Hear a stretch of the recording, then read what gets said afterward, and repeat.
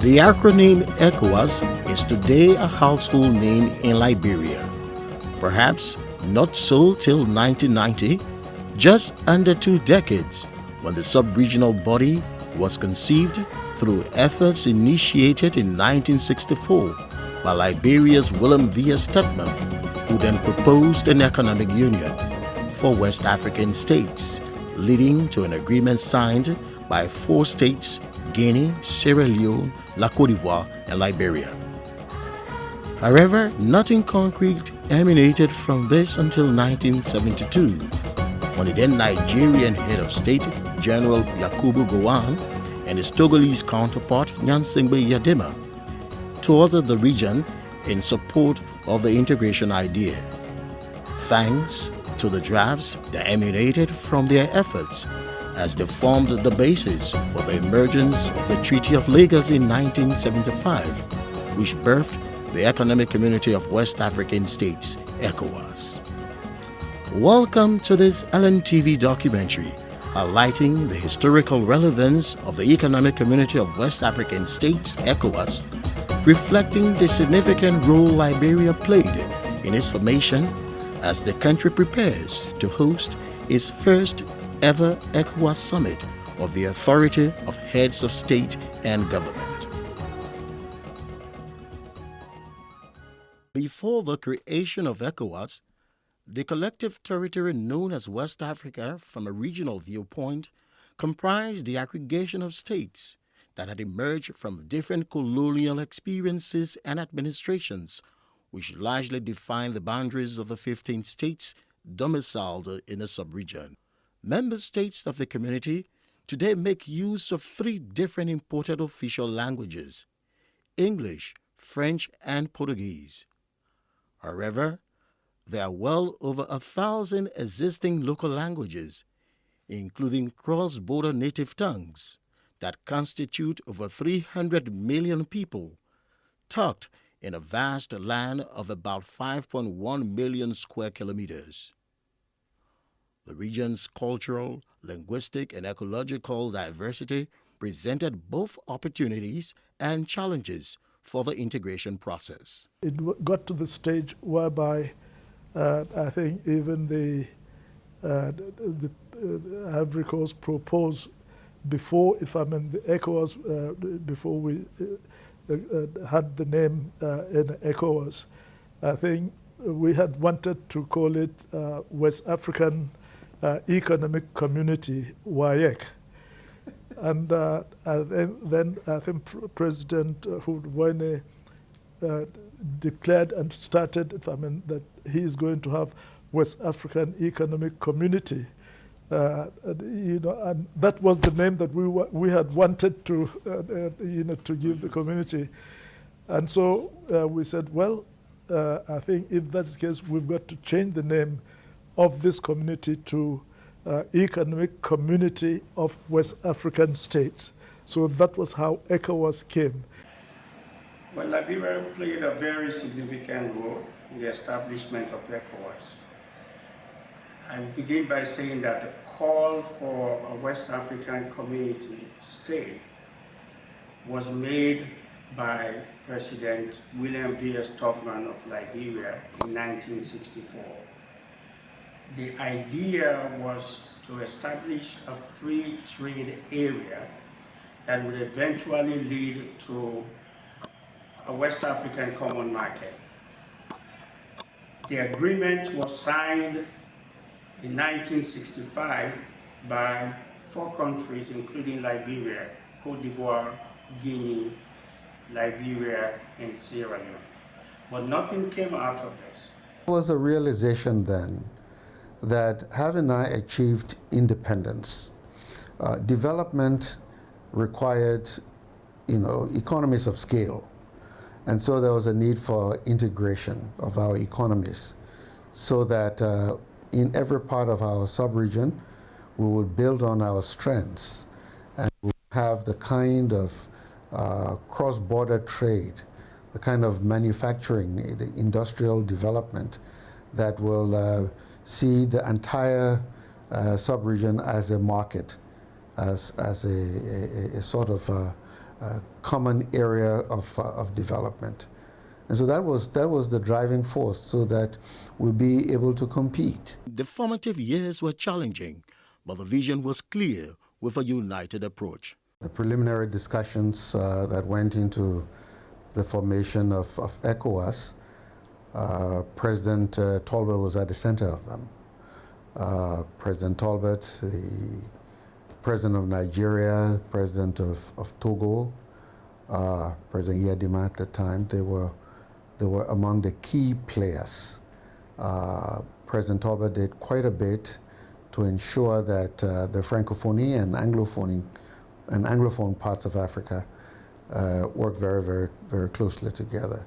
Even the referred late President Tubman also floated the idea of economic integration, that is having a common union, a custom union between Cote d'Ivoire, Guinea, Sierra Leone, and Liberia.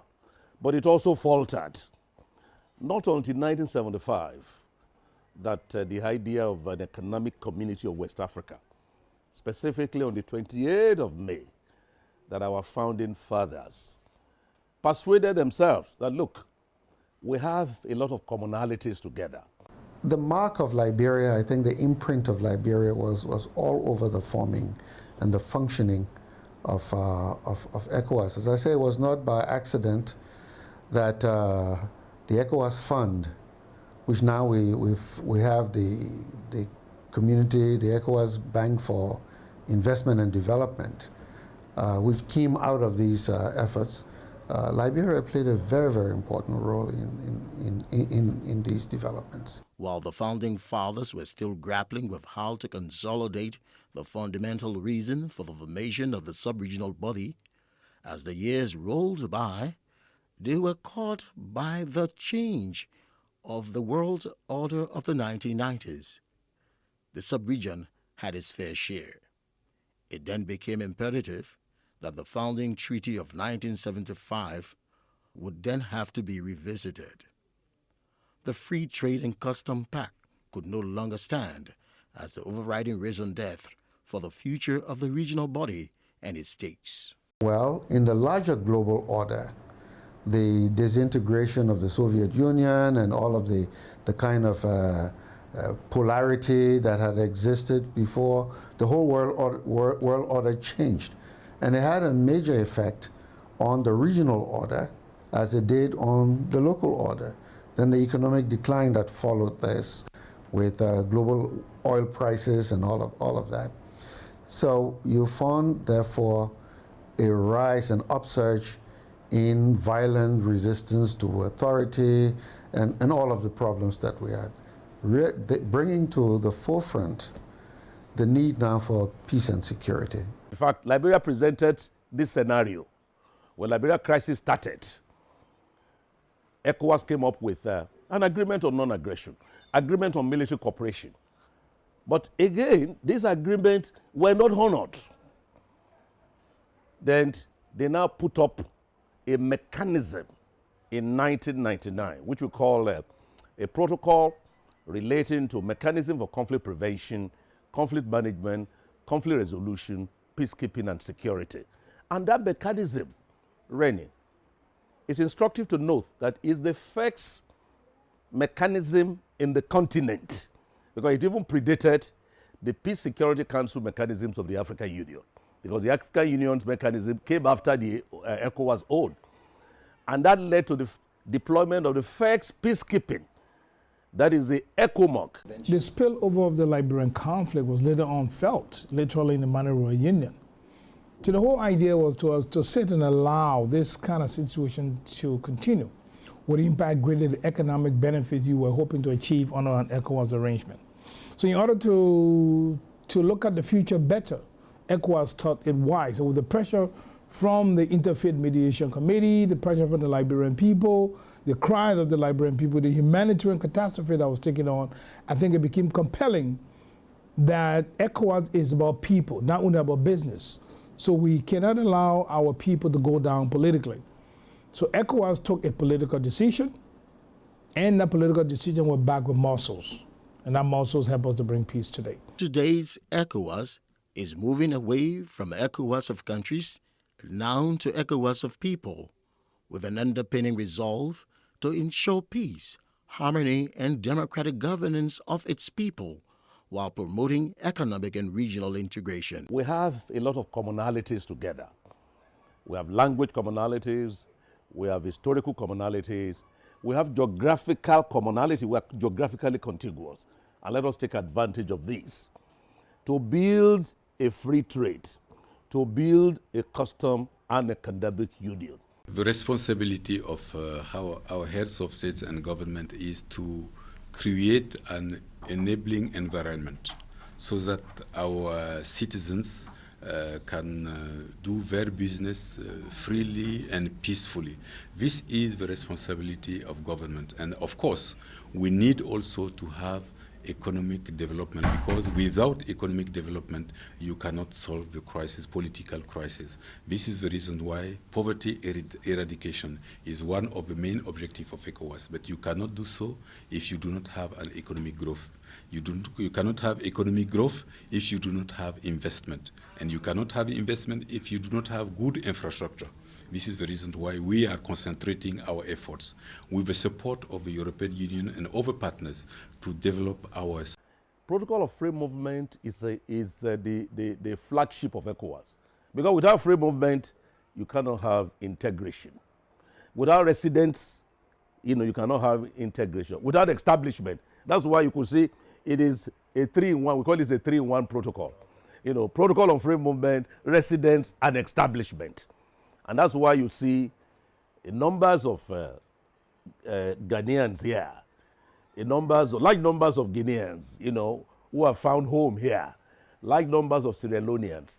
And one of them, you should know the integrated project that Madam President graciously granted Liberian citizenship to Sierra Leonean.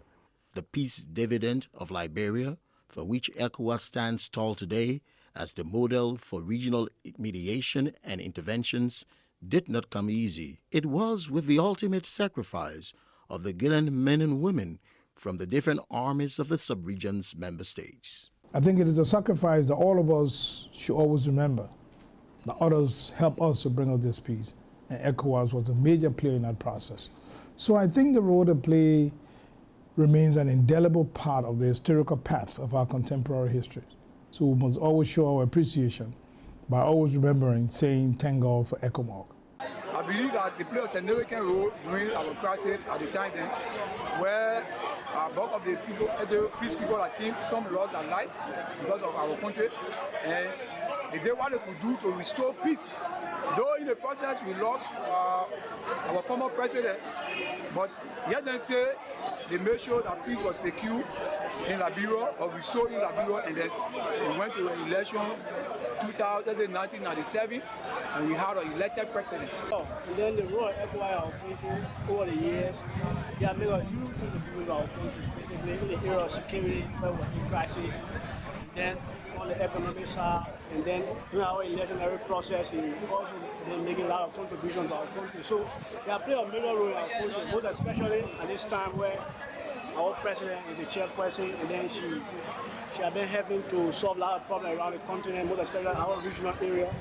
They have played a major role in our country. I would say without ECOMOG's involvement, the casualties and the extent to which Liberia, the casualties would have been higher, the chaos even greater, and the extent of recovery would have been far slower. ECOWAS has stayed the course with Liberia after more than a decade of peace and stability, helping Liberia to solidify the peace and rebuild its ruined infrastructure and economy.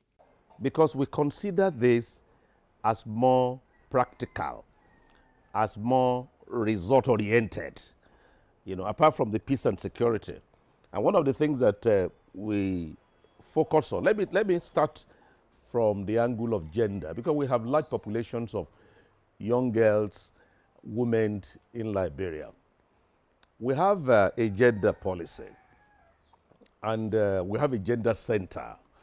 The gender center is in Dakar. Some of their flagship programs in Liberia is what we call Girls Excellent Scholarship Program. Rennie, in the last seven years, our Gender Center have been providing scholarship for indigent female students. Indigent. You know the danger with the fistula. ECOWAS is providing medical facility, medical equipment for the treatment of the victims of fistula. ECOWAS is also providing socio-economic programs in terms of empowerment for them. On the 24th of May, when we're celebrating the International Obstetric Fistula, to end fistula, we're donating this equipment to the Liberian government. And we're also providing for social economic empowerment for the victims. Citizen integration program has to do with the issue of our fundamental protocol, which is the protocol of free movement. Protocol of free movement is the flagship of ECOWAS. Because without free movement, you cannot have integration. Without residents, you cannot have integration. Without establishment, that's why you could see it is a 3-in-1. We call it a 3-in-1 protocol. Protocol on free movement, residents, and establishment.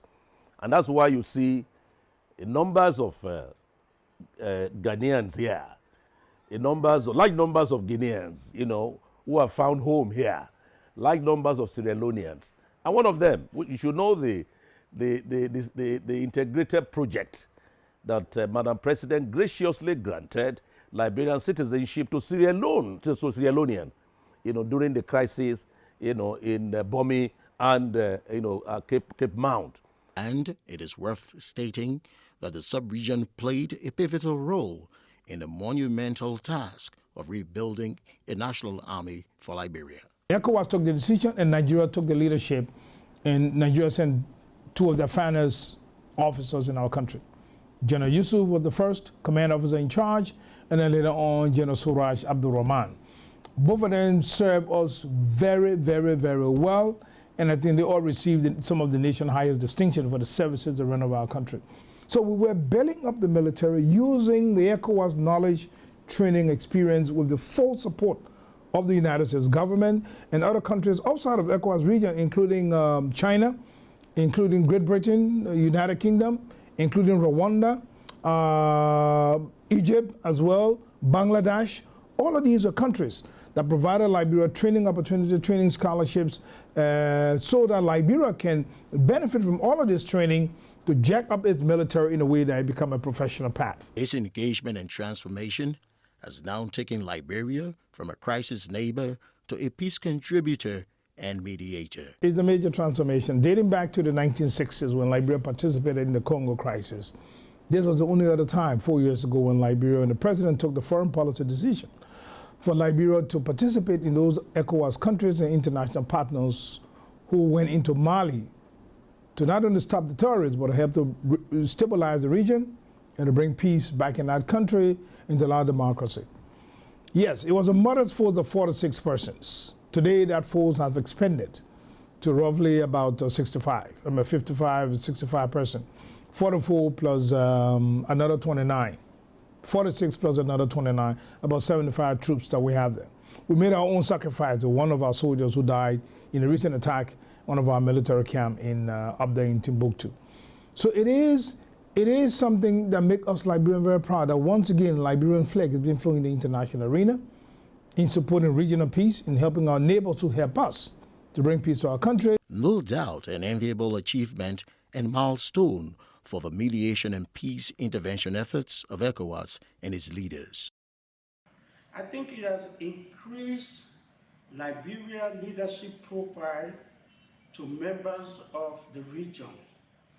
Madam Ellen Johnson Sirleaf have done a very good job, and everybody is talking about how wonderful she is doing. So that has increased the profile of Liberian leadership among the members. We have been very active also in the West African resolution of conflict in other ways. Our president, as you can see in the Gambia, she led the efforts there. She's been on many other peacekeeping mediation missions, whether it was, amongst brothers in the Ivory Coast, looking at, and she's on the phone calling her brothers and sisters in Guinea-Bissau, where again there has been an uneasy peace in all of this. We're very proud of the work that Dr. Toga McIntosh did, Vice President of the ECOWAS Commission. In my small way, I have been involved in some of these efforts. Of the 14 countries in ECOWAS, other than Liberia, I've been actively involved in elections, heading elections mission and post-elections negotiations in 8 of them, sometimes twice. Liberia is coming full circle, readying itself for the first time in over 70 years for the peaceful transfer of executive power from one duly elected administration to another. Like a good neighbor, ECOWAS will be engaged with Liberia. For us in the sub-region, we want this coming election to be peaceful, to be inclusive, to be credible, free and fair. Liberia rising, we're really moving up. We are gradually showing that we can hold our own and we can perform well, and I think we are gaining the respect. So we will have to challenge now of keeping this and keeping moving along the trajectory forward and upward, not coming backward. So I say that in the context of our elections, new government is coming in, big shoes to fill at the international level, whatever we do here, but we have to make sure that we don't go backwards on the international front, because we're really gaining, I think. And we have earned a lot of respect, and people know that we are back where we were, and it's only forward movement. At the end of the day, when the dust settles, this is where we are in West Africa.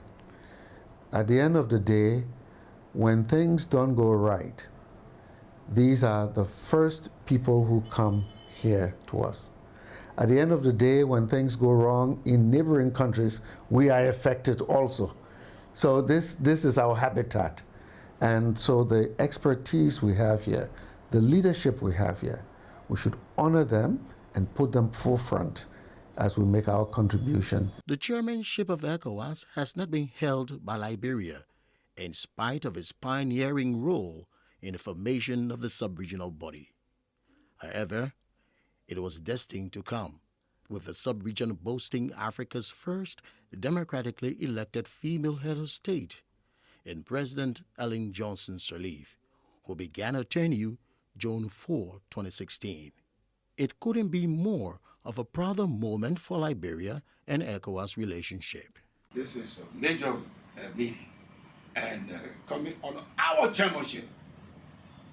So for Liberia, it's a great credit to us, and all of us should be proud that we can host this meeting coming from ECOWAS to Liberia. In spite of the fact that we're coming from war, despite of the fact that we have all the problems that we do have, that our institutions in Liberia can respond to the operational mechanism of ECOWAS. Is a milestone along this trajectory to reclaiming our place in the international community. I know our 2030 vision was looking at the economic side of it, where we want to be economically, but there are political milestones as well, and I think that this is one of those, that we can register our capability to lead this sub-regional organization, and to do so well, and bring a lot of firsts. And one of the firsts is that our president is the first female head of state to lead the ECOWAS. In fact, she made a visit to the ECOWAS commission headquartered in Abuja. She was the first ECOWAS chair, the first chair of the authority to do that. So what will Liberia consider a successful summit? The objective is that we can at least reach a consensus, because if you don't reach a consensus and then some kind of agreement, you can't move forward with success. That was the case with the Gambia. Everybody agreed. They tasked a mediator, who was President Buhari, his helper, President Mahama of Ghana, and they went together with their team, and they came out with certain measures that needed to be taken. Everybody subscribed to it. There was no dissidence, there was no wobbling, and it just went through. So if you get that on all the issues, I think you consider that you have had a successful summit. And I believe that this is what the President herself is hoping for. The stage is now set for this historic ECOWAS summit. The venue, the Farmington Hotel Resort, on the banks of Liberia's longest river, the Farmington. A lot is on the plate for the authority of heads of state and government of the sub-region, ranging from internal administrative institutional reforms to peace and security, with the Gambia, Guinea-Bissau, and Mali in focus, while the applications for membership from Morocco and Tunisia are to be deliberated. And a grace of the summit by the Israeli Prime Minister Benjamin Netanyahu was expected to deliver an address. The warm and friendly people of Liberia welcome the leaders of the sub-region and beyond, and wish them a rewarding summit. And to all our international guests and distinguished personalities, enjoy your visit. Thanks for viewing.